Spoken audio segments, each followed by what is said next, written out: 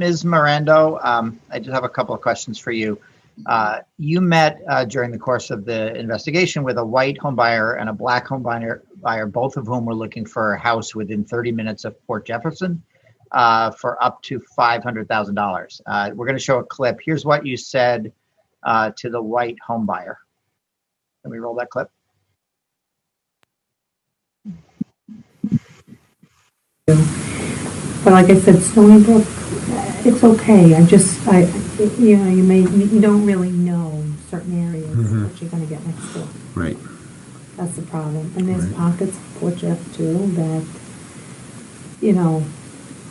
down by the train, there's like an area there. What I say is always to women, follow the school bus. That's what I always say. Follow the school bus. See the moms that are hanging out on the corners. Wherever you're going to buy diapers, during the day, go at 10 o'clock at night, and you see if you like it. I mean, really, that's the way to really take a look at it. I tell women this all the time. Right. There was one fellow who insisted on this house, and the wife was pregnant and had a little one, and I said to him, I can't say anything, but I encourage you, I want you to go there at 10 o'clock at night with your wife to buy diapers. Go to that 7-Eleven. They didn't buy there. No, that's great. I have to say it without saying it, you have the knowledge of the areas, Yes. And look, I care for families. I'm a family person. Right. I care for my children, and, when you're putting them in other people's care, I take first-time home buyers out all the time. I don't want to use the word steer, but I try to, I'll use another word. I educate in the areas. That's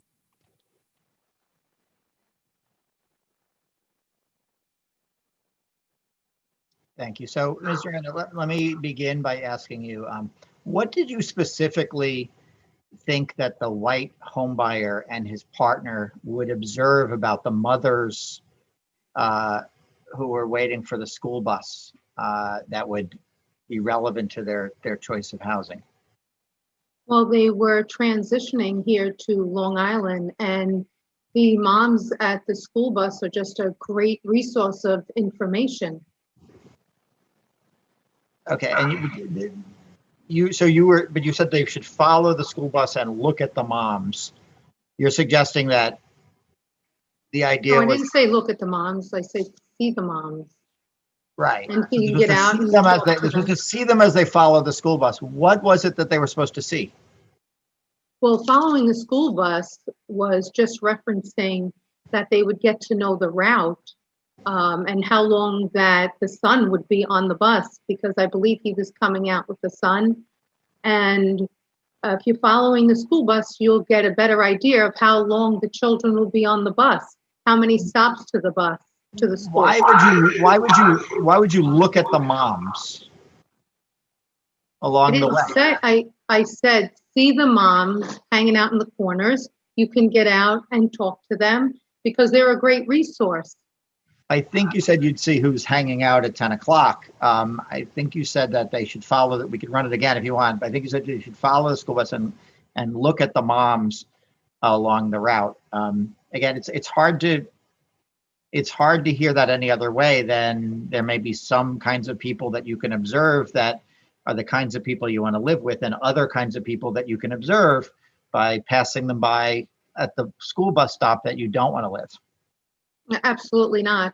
That's okay. You You said you don't want to use the word steer. Why didn't you want to use that word? I shouldn't have used that word. I know that I don't steer my clients ever. And we were talking in the context of he was speaking about the university or not wanting to live near the college kids. So that's why I referenced, to go down to a local store at 10 to 10:30 at night, or wherever you're going to go and run an errand. And when you're going at 10:30, 11 o'clock at night and you're near a university, if it is a college town, and he was specific that he did not want a college town, well, then maybe that's not where they wanted to live. Do you think saying the word steer or not saying the word steer is relevant to whether you're violating the law? I should have not used the word steer. Okay, but do you think that that's probably correct. But do you think that whether you use the word or not use the word is relevant to the question of whether you're violating the fair housing laws? I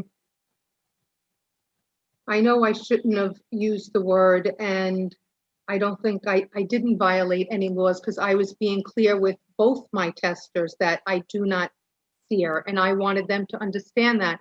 But if you do have some information and they're asking you a question about a community, offering the information is not steering, it's helping a buyer make an informed decision. Why did you say you need to say it without saying it? I'm sorry, say that again? You said in the clip we just watched that I need to say it without saying it, is what you said.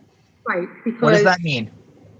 well, buying a house is, probably the biggest purchase that a buyer is going to make, and I want them to make an informed decision. I cannot say it, I do not steer, and perhaps they could use other resources to help them make that decision. Isn't saying it without saying it isn't it a violation of the law if you impart information I wasn't, implicitly, if you use coded language, that saying it without saying it almost seems like a textbook definition of what we sometimes call coded language for certain realities and communities. I did not use any coded language to help make up any composition of any neighborhood. I didn't. What did you mean by saying it without saying it? I believe I was speaking with, I guess it was Mr. Samuels with that, and I cannot steer, I will not steer, and I let him know that, I guess we were talking about the 7-Eleven, or where he can go make some errands and just get a better idea for the community. Turning to Mr. Eldridge, as somebody with a leadership position in this firm, do you believe that brokers, quote, saying it without saying it is appropriate? Is it legal?